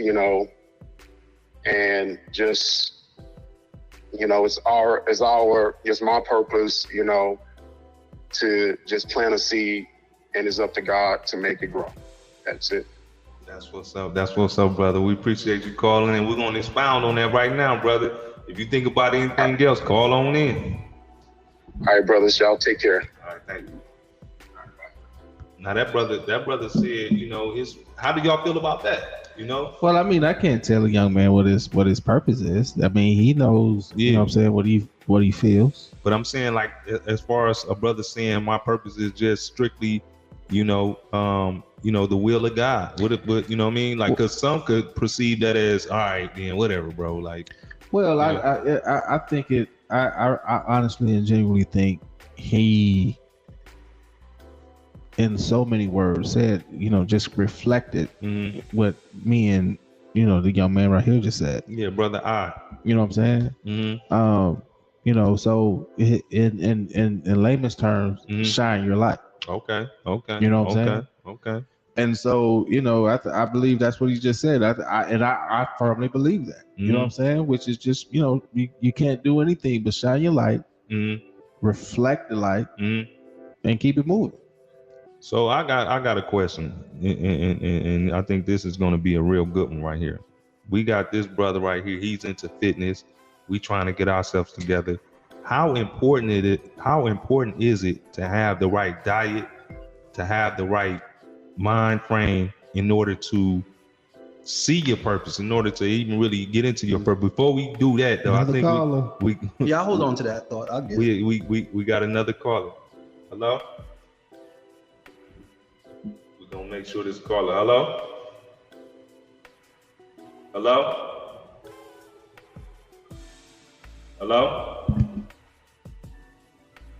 Maybe that ain't. Call back. Yeah, Call we back. gonna get. So go ahead, brother. Hold on. We got some comments on the screen. What the comments I addressed them. We had one comment that said, "Thanks for having this conversation." Let me pull that up on the screen too. This is a pretty slick situation right here. We got the THPP network. Shay, thanks for having this conversation. You know what I'm saying? And we do appreciate that. We're trying to bring some. We don't just want to bring y'all. The static. We want to bring y'all something a little bit more tangible every now and then. Status Podcast, you on. Go ahead and speak. What's your purpose? Oh, let me get this right, my boy. Hello, you there? Okay, give me 1 second. Okay, brother, go ahead and state your name and give us a little bit on this topic. On what is the purpose? Yeah, my name is Grover Reese. I'm from the TIP Network. I'm a content creator. Okay. Actually, personal friend of the gentleman sitting by you. And so first, I'll be brief. I want to thank you guys for having this conversation. It's really important. But I thought my purpose was to mentor people and to mentor. And I always gravitated towards mentoring people with less, but mentoring people with who look like me is always the goal. But being a fair person, I take all comers. And so I want to see men develop themselves, and black men in particular develop themselves to actually learn how to solve conflict without having to almost destroy each other. And that's one of the most detrimental things that I see a lot of folks can't have a discussion with each other and disagree without it blowing up. I mean, geez, we have people dying over dice games, which is just ludicrous to me. Yeah. And so I would say that I found that purpose, fortunately young. Fortunately for me, I grew up with, my dad, my grandfather, my uncles, and they were all very strong, very stern men who didn't take a lot of flack. And I learned, through martial arts to be a mentor to young men and some women, but mostly young men. And to teach them that the world is hard. Nobody really cares about your gripes, but there is a path to make it. And, faith is very interesting to me, because not only do you have to have a faith in the Most High, but you have to have faith in yourself when you're doing the right thing. Because sometimes doing the right thing is absolutely torturous. That's real. So that's all I have on the topic. I mean, that's what the purpose that I found. I always find myself giving people advice. I try to not give unsolicited advice. But if somebody solicits advice from me, I'll give them everything I have, and I'll pour into them, because I never became successful until I found out to help people, and then I become very successful. That's deep. So you would say you kind of found your purpose. You found your purpose, huh? Yeah, and luckily I found it in my 20s. I found it young. And some people find their purpose, when they're older gentlemen. So some men, they find their purpose in their children. Some men, they find their purpose in their job. I found my purpose in helping people get over hurdles. That's real. We're gonna expound on that some. Tell them about your show and everything, and what you're doing, and just give them a little bit of information where they can find you, brother. We appreciate you calling in. Yeah, for sure, and I appreciate the opportunity. We're called the TIP Network, THPP Network. It's two gentlemen out of the San Francisco Bay Area, and we offer social commentary. We're sarcastic at times. We call out things from all sources and try to wield it in a way that you can get better from it, because I feel like we shouldn't just have to learn from bumping our head against the wall. We should learn from seeing other things. We also do a live show where we talk about interpersonal relationships called Mansplaining, where we talk to women. We talk to women live in the studio, and we've discovered a way to have these conversations without yelling at people and having real conversations, even though it can be contentious. So that's us in a nutshell. Okay, brother. Well, we definitely got you up on the screen. Appreciate you, Carl. We definitely, appreciate you calling and everything. And we're going to touch on some of that right now. All right. Well, you gentlemen have a great night, and I'll keep watching. You as well. Thank you so much. Appreciate you. So I'm going to say this before I lose this thought. Okay. I am a firm believer. Mm-hmm. Now, I'm a firm believer that we don't find our purpose. I think we know what our purpose is as young as we just don't claim that purpose. And I say that simply because, and one of my favorite quotes is this. It was in the Mr. Carter film. When Samuel L. Jackson was the basketball coach. Actually, the first time I saw it was in the Keeler and the Bee. But I actually I knew the quote before those two movies, but the quote was in those two movies, and it was I can't even think of the doggone quote now that I'm trying to call it. We are not power. Go. It'll come to me. Bring the Sandman out. Bring the Sandman out. No, he was asking me about the importance of fitness. Yeah, health and diet and all these things because definitely. You're a professional in that space. So it's like there's two quotes that come to mind. Arnold Schwarzenegger has said that bodybuilding isn't for everyone, but the principles that you learn will help you in every area of life. And shout out to Andrew Tate. He said that you cannot develop a strong body without being forced to develop a strong mind. So I'm gonna add a little something to both of that. I think that your body is your number one feedback. In the mental, the spiritual, as well as the physical. It's your number one feedback. Because you see how you were saying that you've reached a level of success, but you still feel like you haven't nailed down your purpose. There's some type of fulfillment that's missing. Okay, well, that's your body giving you feedback. That's your body telling you need to go out here and get something else, pursue something else, right? Let's say you start getting sick and you start maybe having some type of symptoms. That's your body telling you, listen, you're not eating right. You're not giving me what I need, and you're giving me shit that I don't need. Right. So again, your body is giving you that feedback. When you look in the mirror and you feel great about yourself, that's that feedback. That's saying, whatever you're doing is good. It's working. Stay consistent, right? If you look at yourself and you don't like how you look, you know that some changes need to be made. You know you need to do something that you haven't in order to accomplish something that you haven't, right? And in the pursuit of that, you're gonna have to be consistent, right? You're gonna have to cut certain things out. You're gonna have to bring certain things in. So there comes the discipline now. So your self-discipline starts getting strengthened. But now you can apply that same self-discipline to your relationships, to your other goals, to your business, right? Your obligation to your family. So in making your health and your fitness better, you end up making your mind better. And then the feedback that comes to you now is going to be better because you're going to be in a better emotional state, right? You're going to be in, a better state health-wise, right? And you're going to be in a better state, aesthetically, visually, right? So then mentally, you're going to interpret all of that with more pride. You know what I'm trying to say? And more self-worth. So I think you kind of create your own feedback loop. I had like a client message me today that like he's been depressed lately and that he's been lacking motivation and all this kind of stuff. And it's like, yeah, I need to book a consult. It's like, no, you don't. You don't need to book a consult. We can nip this in the butt right now. Because I'm not chasing the dollar. Right. I'm chasing the help. So I need to follow up. I got to do my due diligence, right? So we had the conversation we had, and that helped to an extent. But now you're maybe falling into a rut, and that's fine because it happens. It's my job, though, to pick you up and get you back in the car.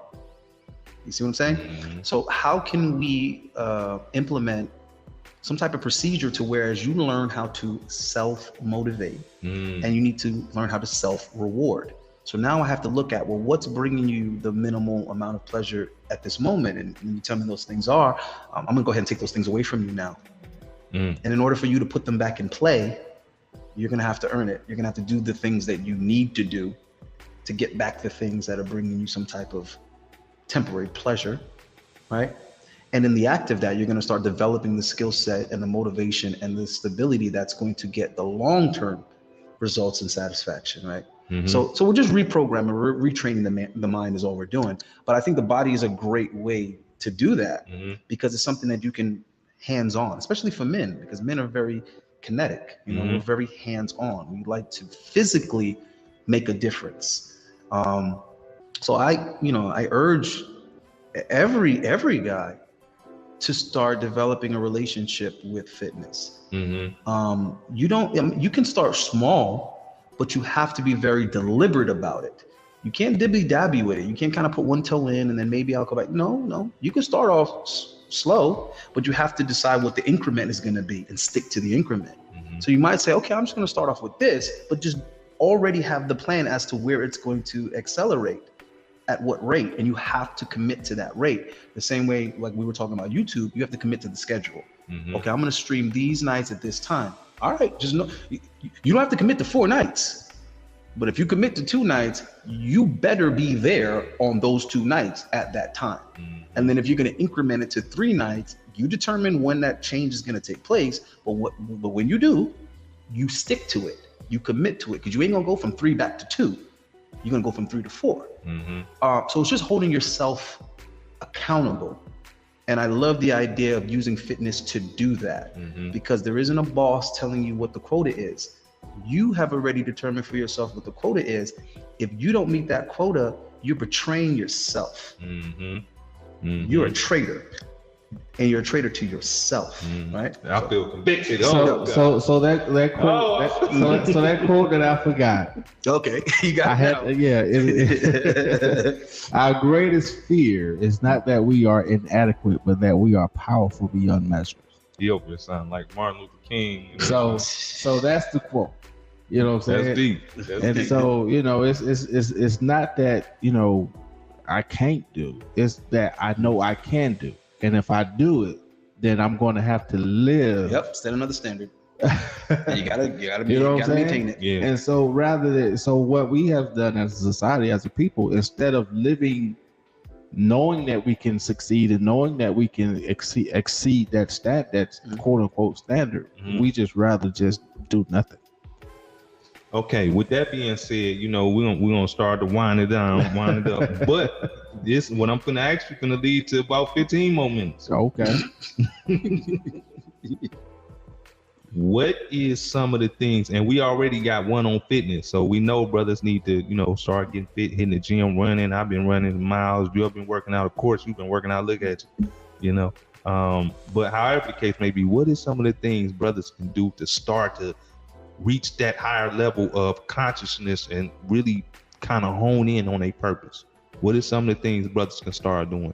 Start with. Go ahead. No, go ahead. If you want to jump off, I want to start with Mr. Flowers because I know you got some good stuff. No, go ahead. Go ahead. You go first. It's all good. Well, I think we need to start homing in on our own mental being. You know what I'm saying? We have to get engaged with ourselves. A lot of people are afraid of themselves. Wow. You know what I'm saying? They're afraid of being alone by themselves. You know what I'm saying? And so we have to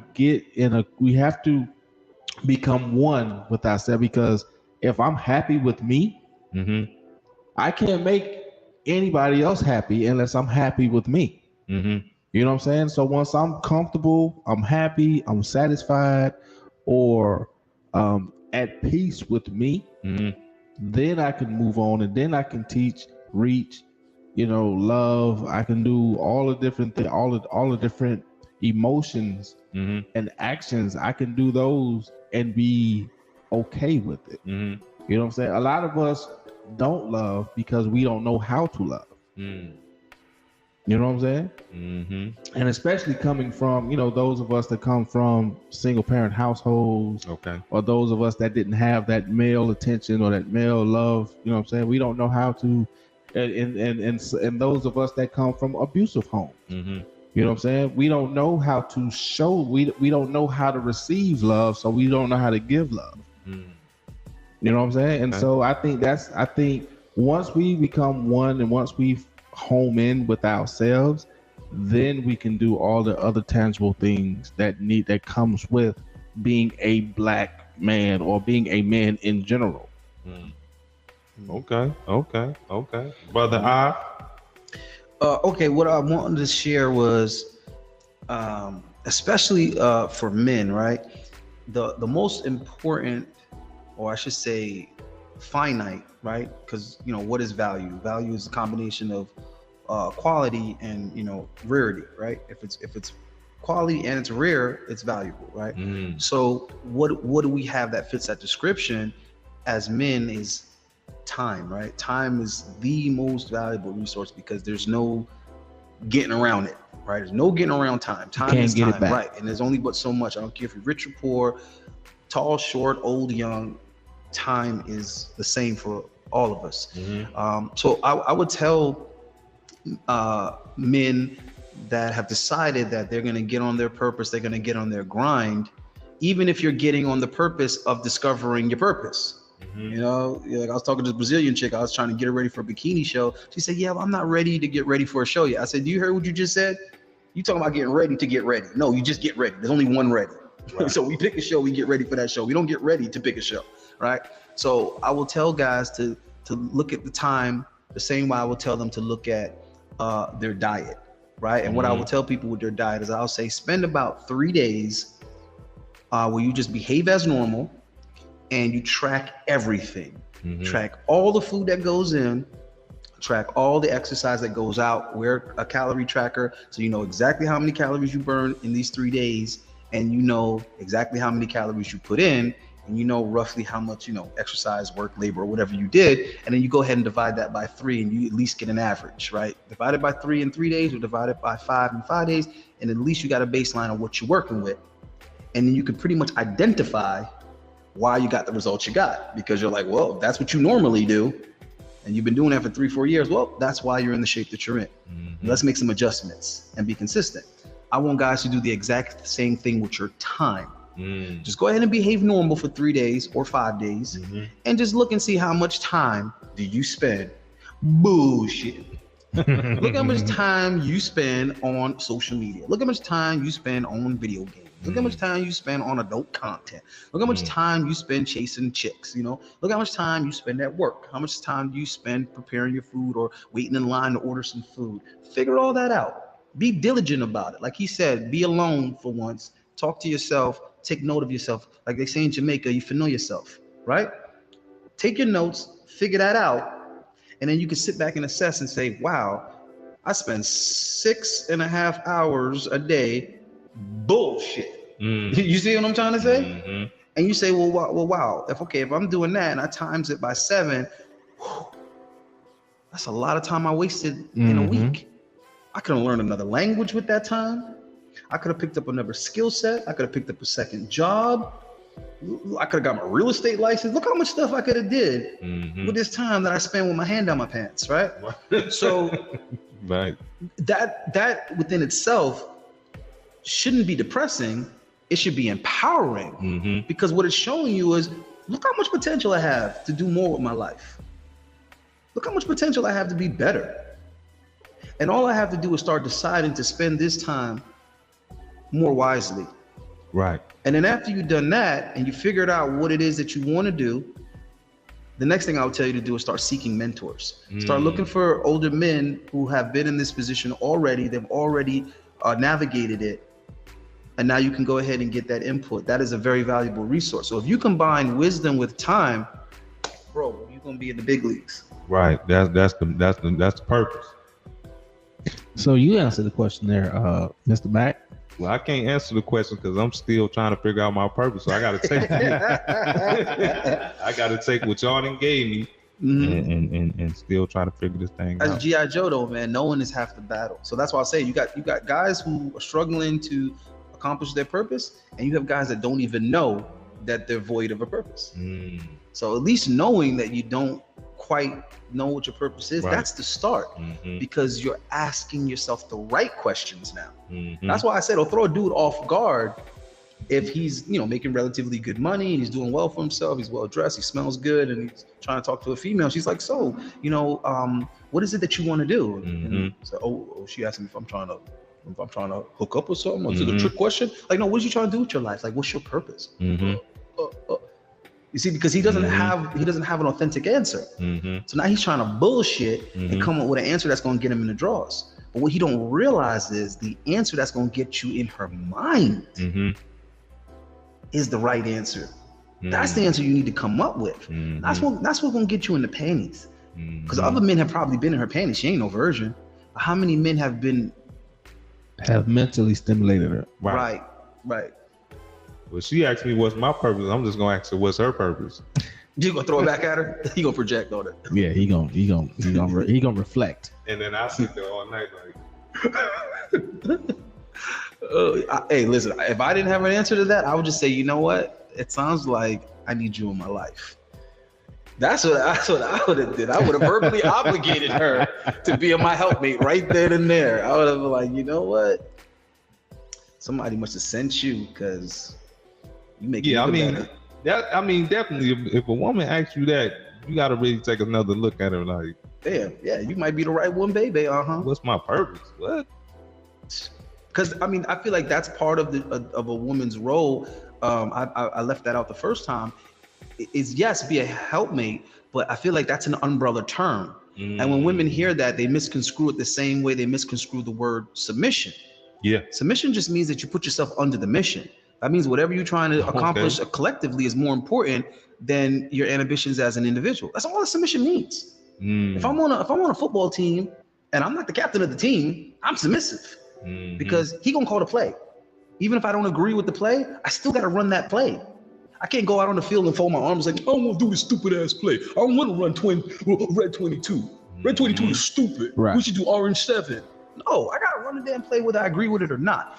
But there is a time and a place for me to take up my grievance with the quarterback. Right. In the locker room after the game, win or lose. That's when I pull him to the side and say, listen, I really think that we should have ran orange 7 because you see what I'm saying? And a good leader is gonna take that feedback in, right? So that goes to what the brother Grover was saying, is that as Black men, we're plagued with the inability to disagree constructively. And that's a key thing that fathers being subtracted from the environment has left us with, this legacy of Black on Black violence. Right. And that's where it comes from, is that we don't know how to disagree. And young boys, there's going to be a lot of fighting. Right? I don't care if it's your brother, your cousin, your god brother. I did nothing but fight my cousins, my brother, and my god brother. But we had a great relationship, right? But what I'm saying is that's inevitable. Learning how to do it properly and correctly, that's what we need those older men to teach us. So when you take the fathers out of the community, right? What happens with that is you end up alienating that boy from multiple men, because you remove the father, you remove his brothers, so there go the uncles. Right. You remove his father, so there goes the grandfather. They go possibly the grand uncles. Then if they had kids, there goes the older cousins. You see what I'm saying? So you're subtracting a whole side of males from his other side of the family. You subtracted all those males out of his life now. You see what I'm trying to say? Yeah. And then when you subtract the male teachers out of the school system intentionally, well, there goes those male role models. And then you start lowering the funding for the sports programs. Now you get coaches that don't give a shit because they're not qualified. That's true. So now there's no men teaching these boys how to interact with each other. And that is fundamentally where the community building starts. Not to mention you took the trades out of school too. Exactly. So you took away the skills and you took away the social skills. So now they don't know how to work as a team. They don't know how to resolve conflict. They cannot lead their women. They fundamentally are not capable right. of leading their women. Because I tell men this all the time. When they come to me and complain, hey man, so the problem is, man, my girl, she's not cooperative. I know she's acting kind of masculine. What you mean? Well, she's not submissive. Give me some more. Explain. How is she not submissive? Well, she doesn't let me lead. Well, hold on. I gotta stop you, brother. I gotta stop you. Leaders don't get let to lead. Nobody lets a leader lead. Leaders lead by example, brother. And people choose to follow them because they obviously know where the F they're going. So continue and give me examples of how you've demonstrated this leadership that she's neglecting to follow. I hear crickets. So has she seen you lead other men? Well, we play Call of Duty. You see.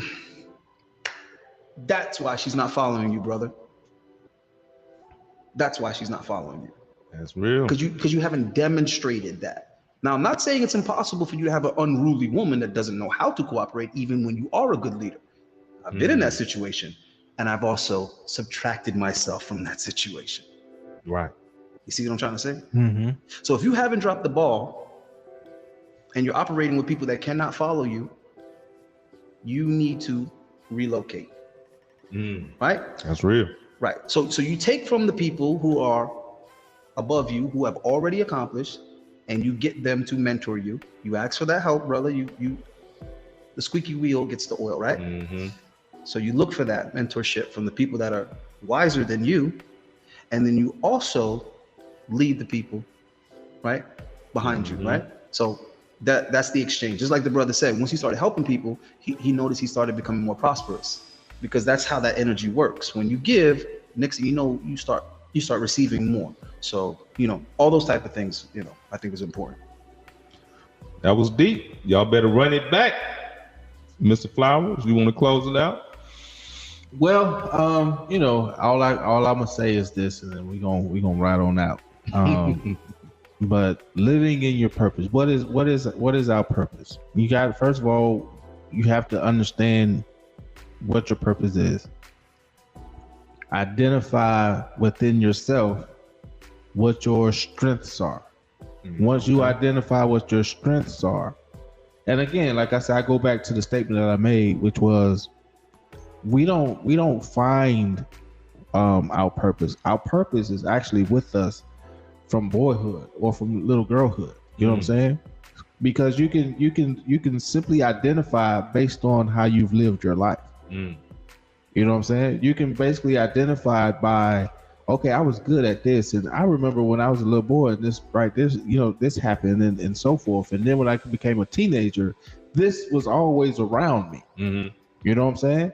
And so, and then now that I'm an adult, that is it. You know what I'm saying? And so you said you don't know what your stuff is. Me knowing you over the past 7 years, I can kind of tell you what it is, but we'll do that off camera. But all I'm gonna say is this: find out, identify what your strengths are, and wherever your strengths are is where your purpose lies. Whether you have people gravitate to you, whether you like speaking, whether you like whatever you like doing, whatever you are willing to do for free. I like that. It's generally what your purpose or where your purpose lies. If you're willing to do it and not get paid for it because you just generally enjoy it, it's where it's at. You know what I'm saying? And so that, in my opinion, my honest, humble opinion, it's where your purpose lies at. So with that being said, dive deep into yourself. Okay. Spend that time, that meditation time, that affirmation time, all that time to yourself, and identify what you enjoy and what you love to do and what has always stood out and have been with you. If you sit down and reflect, you'll figure it out. Well, it's been a great show. That was some powerful things you brothers said. I want y'all to tune in next week. We're gonna take a look at Kevin Samuels and his life and some things he said. Now, that might be a little controversial, but this brother right here came up with that, and that's a brilliant topic. Look into yourself, find your purpose, exercise, eat right. That's the Status Podcast tonight, baby. We out. We'd like to thank homeboy for coming. Yo, appreciate y'all, man. Thanks for having me. Nothing but love, bro. Yeah, hopefully, you know, this really touches some people out there, man. Get you on your grind. The younger, the better, man. Get on your grind. It's never too late, but the younger, the better. Yep. Hey, until next week, we'll see you soon. Peace.